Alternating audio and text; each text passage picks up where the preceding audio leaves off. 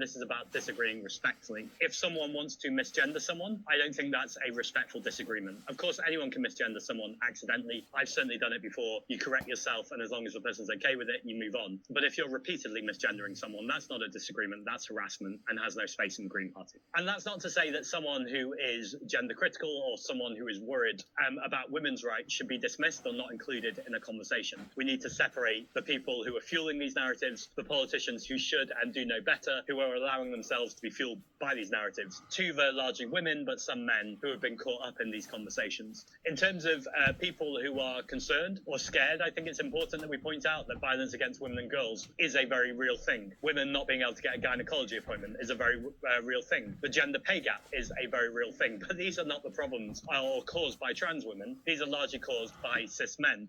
It's also important that trans people are at the table. Now, trans people can't do all the work, and particularly if they feel like they don't have the energy for it, that's a particularly valid position, and then it's important to show allyship. And I'm aware I'm saying this as someone who's not trans, that ultimately trans people's opinion are centred in this conversation. I'm always aware of what Graham Norton said a few years ago, whereas a gay man, he's always asked about this, but where are the trans people having these conversations?